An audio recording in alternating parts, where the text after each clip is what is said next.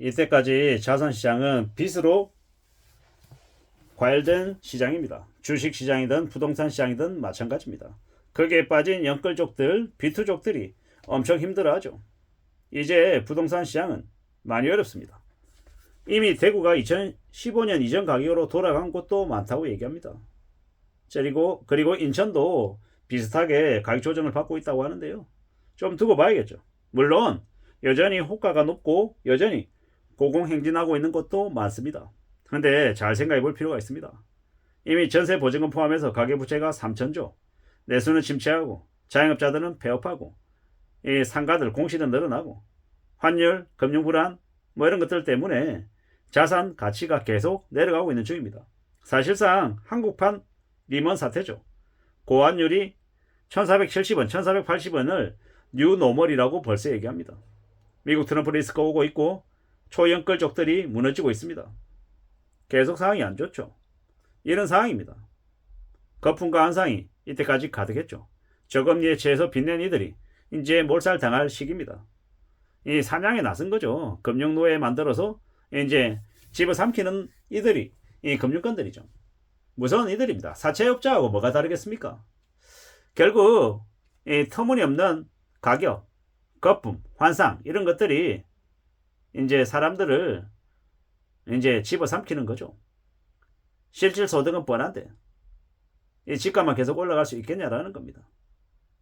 환율이 올라가고 이 시중금리가 올라가기 때문에 가격이 이제 내려가는 건 피할 수 없다라는 겁니다. 실물 경제가 침체되고 있기 때문에 부동산 가격은 곧바로 조정을 받죠. 명목 가격 대비 반토막 이런 것들이 훨씬 더 이제 심해질 거라고 봐야 됩니다. 주식시장도 국민연금도 다 쓰나미처럼 되게 안 좋아지는 거죠. 부동산 가격 하락은 그냥 가격만 내려가는 게 아니라 많은 사람들의 파산도 부르고 삶의 터전도 박살나게 만든다라는 겁니다. 당장 누군가는 거리로 내앉게 될 것이고 누군가의 가족은 추위에 떨고 굶주리겠죠. 치안도 안 좋아지고 혼란과 공포에 빠질 수 있다라고 이야기합니다.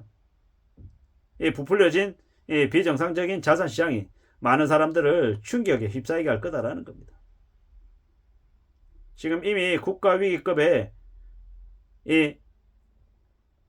이 정치 리스크 그리고 부동산 가격 급등 이러한 것들이 많은 사람들을 이 환상에 취하게 만들었죠. 그리고 그 환상에 취한 것들이 정신이 깨면 어떻게 됩니까? 이제 끝장나는 거죠. 술이 취해 있을 때는 아무 생각 없이 그냥 기분이 좋습니다. 넘어져도 기분 좋고 안 아프니까.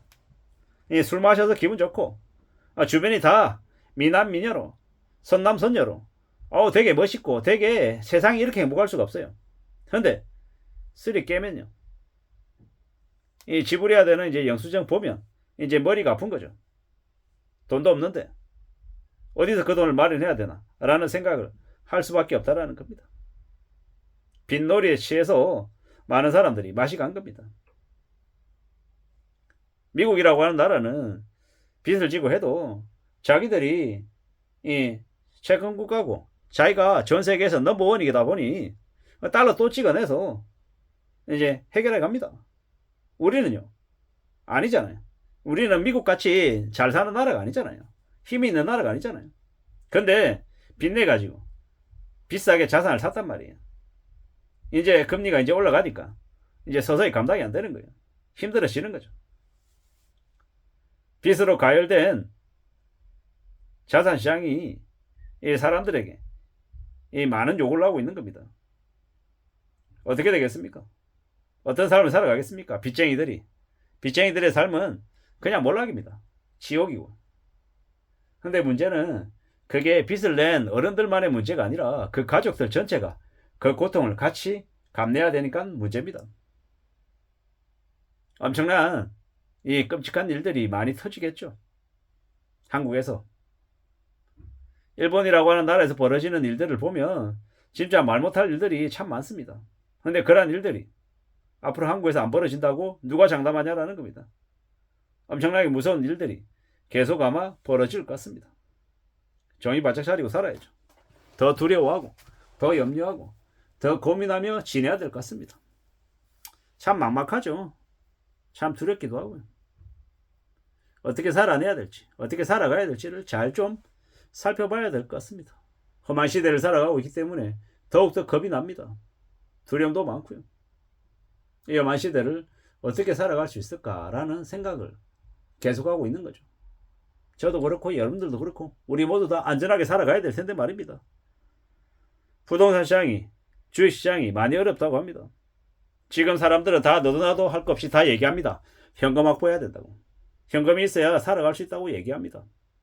저도 부인할 수 없고 저도 똑같다라고 생각합니다.